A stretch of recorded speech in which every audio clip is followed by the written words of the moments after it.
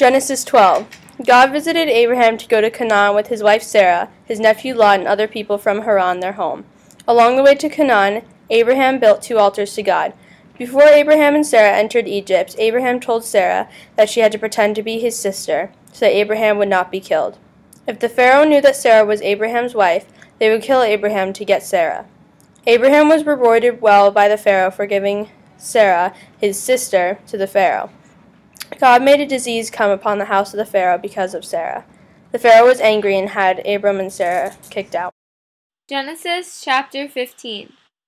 In this chapter of Genesis, God came to Abram in a dream. He said to him, "Do not fear, Abram. I am your shield. I will make your reward very great." God made a covenant with him, which is a solemn promise. He promised Abram that his descendants would be as many as the stars.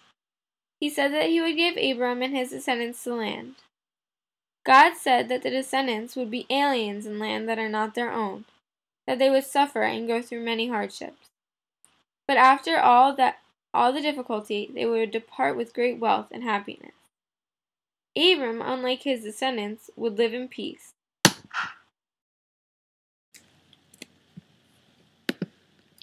Sarai told Abraham to have children with Hagar. Hagar conceived and ran away, but an angel sent her back.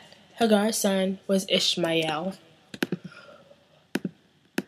Abraham was 86 years old when Ishmael was born.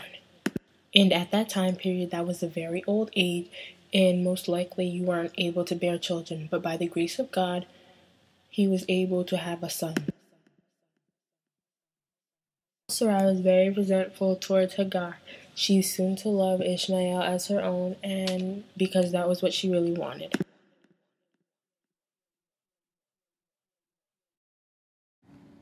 Genesis chapter 17.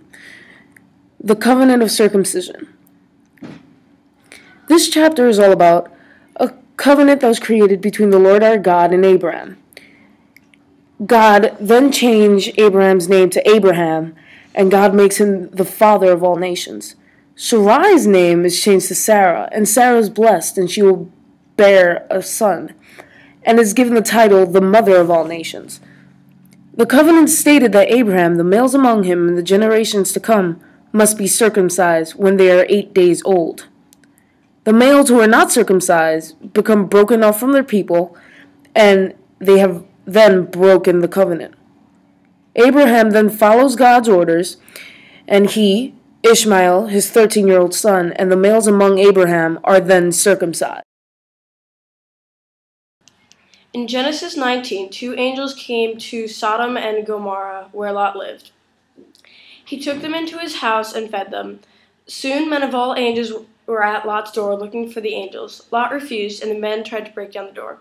The angels struck the men with blindness and told Lot to gather his relatives and leave immediately, for they were going to destroy the city.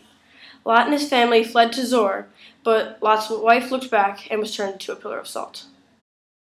God appeared to Abraham and Sarah and told them they would have a child. This was hard to believe because they were very old and it was almost impossible to have a child. Then Sarah conceived and had a son named Isaac. Abraham was to circumcise Isaac because that was part of God and Abraham's covenant. One day Hagar's son and Isaac were playing outside. This made Sarah very mad, so Sarah sent Hagar away. God called out to Abraham. He asked him to sacrifice his one and only son Isaac. Even though Abraham loved his son, he was willing to sacrifice him for God. They left the next morning for Moriah, the place God had chosen for the sacrifice.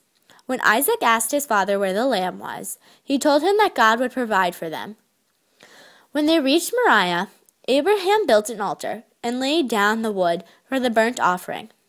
Abraham took out a knife, ready to sacrifice his only son, when an angel interrupted. The angel stopped him. He told him not to sacrifice his only son. When Abraham looked up, he saw a ram whose horns were stuck in a bush. Abraham offered up the ram as the burnt sacrifice in place of his only son.